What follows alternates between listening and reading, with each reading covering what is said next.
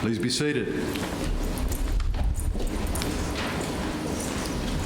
In recent times, it's been a great joy to come across a number of folk who have said something like this. I've reached a point in my life, I've reached a stage in my life when I've realised that deep down, when all is said and done, my outlook on life, my outlook, my values, my ethics, my way of being in the world, I've come to realise that they're thoroughly Christian. Most of them have said, that insight really surprised me. I didn't expect it. I thought I'd turned away from all of that, turned my back on the Christian faith. But I realised that deep down, so many of my attitudes have been fundamentally shaped by the Christian message, and I'm wanting to reconnect with the church, with faith in some ways, because I realise them's my roots. Them's my roots. Let me just mention one person who seems to fall in some ways into this category. Somebody I've been reading a bit, somebody I've been listening to a bit. And his name is Tom Holland. Now, you might know him if you've got an interest in history, if you're a bit of a history buff, because Tom Holland has written a shelf full of books on the Roman Empire, the Persian Empire. He's written some medieval history as well as ancient history. He's a populariser, but his work's well grounded. He's worked with the BBC over in the UK to create a whole string of historical documentaries. And he's part of a team that puts together a podcast that a number of members of my family listen to on a regular basis. I think on an addicted basis. I think it's something. And it's called The Rest is History. I don't know whether you've come across that little podcast. Anyway, Tom Holland's most recent book is this massive tome. It actually looks bigger than it actually is. It's 500 pages, and it's called Dominion. And it's come out in the last year or so, and it's subtitled The Making of the Western Mind. And I can't say that I've read it, but I have read bits of it, and I've been dipping into it. And at the heart of it is a notion that Tom Holland said, he said, this only dawned on me a few years ago. And he said, pretty much as I said at the start, he said, it dawned on me that my humanist principles, my humanitarian ethic that I've embraced for most of my life, it simply can't have come from Greece. It can't have come from Rome. And it's not a product of recent history. It's not part of, it doesn't emerge from the Renaissance or the Enlightenment. It goes a lot further back. And he came to the idea, it dawned on him, that ideas like love that reaches beyond family, beyond tribe, and equality for all, those ideas can only come from what he calls Jerusalem. From that mix of Jewish and Christian ideas, from that Jewish Christian culture, that culture which spread westward after the arrival, after the presence of Jesus Christ. It's a bit of an epiphany moment. It was a bit of an epiphany moment for Tom Holland. He doesn't become a believer. He doesn't become a Christian. He doesn't accept the Christian truth claims, doctrinal claims. He doesn't go that far. But he does come to the realization that although he doesn't consciously believe in Christianity, his outlook, his moral values, his ethics, his basic assumptions about life are what they are because of Christianity. And he goes even further than that. He says for most of us living in the Western world, that is the case. Whether you like it or not, that is the case. I was listening to a podcast during the week that featured Tom Holland. He was the guest. Some of you might have come across the podcast Undeceptions by John Dixon. It's a great podcast, really worthwhile getting into. In any case, John Dixon asked Tom Holland, who was his guest, he said, so really, as an historian, what was it about Christianity? What was new? And Tom Holland's answer was, well, Christianity offered the idea, as Jesus said, that the first shall be last, and the last shall be first. And it offered the idea that perhaps because Christ suffered the death that he did, the death of a slave, that in some way, strange way, a slave can be as close to God as the master, maybe even closer. And also, the obligation is placed on those, as a result of Jesus, the obligation is placed on those who are rich to care for the poor, and that becomes a universal obligation. He continued by saying, across the Roman Empire, through the centuries that follow the death of Jesus, you start to get a proto-welfare state, a welfare state looking after the needy, funding widows, funding orphans, helping out those in prison, helping those who fall sick, building hospitals. This is a kind of universal responsibility, a responsibility for all and a responsibility for all people who are in those conditions. And this is something very, very radical and new, says Tom Holland. Well, let me stop there. I think you get the idea, Holland's idea, that the idea that we should care for the sick, just anyone, not just our family, not just our immediate neighbourhood, but for anyone who's sick, and have compassion on those in need, that we should support those who are poor, impoverished, whoever they are, wherever they are. It's not obvious in every culture. It's not present in every culture. It's not sort of the natural state of what it is to be human. These are not truths that we can take and hold to be self-evident. These are culturally conditioned. These are culturally contingent. They're bred, they're born as a result of Christian influence.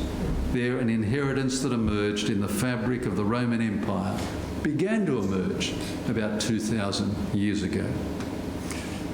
But I'm going to leave Tom Holland there and turn to our gospel reading for today. And to one of those stories, one of those parables, one of those things that Jesus said that speaks so clearly to that responsibility to care for the sick, to have compassion to those in need, to look out for the poor, to support those who are impoverished, whoever they are and wherever they are. Parable is often called the parable of Lazarus and divers, which is interesting because of all the parables that Jesus told, in no other parable is anybody mentioned by name. This is the only one where somebody is mentioned like that. And that person is Lazarus, the poor man, the sick man. He's given a name, which is interesting too. Often those who are doing it tough are anonymous. We don't know their names, but this one is given a name. On the other hand, the rich man is not given a name, although this parable in the past has been such a popular one with artists. It's been depicted in art, a popular one for preachers. It's been much preached upon. So popular that the name divers has become a bit of a name for the rich man, but it's actually not. And he's nameless, he's anonymous. Divers simply means rich man in Latin. Anyhow, this is how it goes. You heard it read a moment ago, but once upon a time, there was a very rich and wealthy man. He was gloriously clothed, and he feasted sumptuously every day. At the gate of his house lay a poor man, poor and hungry.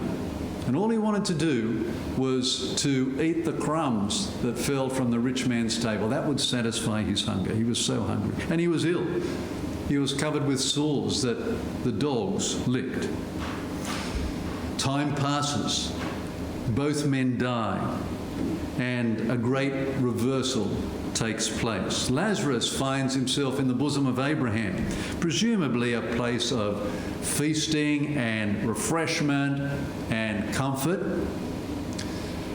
And the rich man finds himself in the place of the dead, in Hades, a place of discomfort and anguish and despair, where now he cries out for just a single drop of water. So parched, so thirsty is he, to quench his thirst. But the answer comes back no. And when the rich man pleads, this is so terrible, please make sure that my siblings are warned, again, the answer comes back no. They have Moses and the prophets. That's enough. Well, that's the parable in short. This parable that has captured, as I say, the imagination of artists and preachers for centuries. Not so, interestingly, not so well known now. I asked a few folk just during the week, they asked what passage we had before us, and I mentioned this one. I don't know that one, they said. So not quite as popular amongst the general populace as in the past. It's brief, and there's a lot that we're not told. For instance, we're not meant to think that the rich man is corrupt. We're not told that. We're not told that he's acquired his wealth by dishonest means. That's not part of the portrait. We're just told that he was wealthy and that he enjoyed his wealth. I don't think we're meant to think either that he intentionally, deliberately, cruelly, maliciously mistreated Lazarus in any way, shape or form. He doesn't report him to the police. He doesn't call upon them to have him removed. He doesn't belittle him. He doesn't demean him or mock him, as far as we can tell. And we're not even sure that he didn't feed Lazarus some of the leftovers from his table. Maybe he did. Maybe he didn't. It seems clear to me that the rich man's not guilty of corruption or mistreatment or any of those things. And it doesn't seem as though it's being rich that Jesus was having a go at him for. Jesus isn't anti-wealth per se. What the rich man does seem to be guilty of is blindness. He doesn't see what was right there in front of him. Lazarus isn't even on his radar. He's blind and he's deaf. He doesn't hear the cries of Lazarus. Deaf and blind, oblivious to Lazarus's existence and plight, and thus fails to go out and support him in whatever way he can. Let those of us who have ears to hear, let us hear. It's how Jesus often finished his parables. Here's a man spiritually, morally blind, spiritually, morally deaf. Deaf to the voice of Lazarus, but deaf also to the voice of Moses and the prophets, who call upon the people to care for the poor, to care for the widow, to care for the orphan, to care for the stranger, to care for the vulnerable. That's a call that could not be clearer in the Scriptures. It runs like a chorus through the Scriptures. Care for the widow, care for the orphan, care for the stranger, care for those who are poor, care for the vulnerable in your midst. This parable comes in Luke's Gospel. If we were to flick back right to the very start to some of the first words that Jesus said, there when he began his ministry, when he was about 30 or so, and he comes into a synagogue and he reads a passage, a scroll of Isaiah that goes like this: "The Spirit of the Lord is upon me.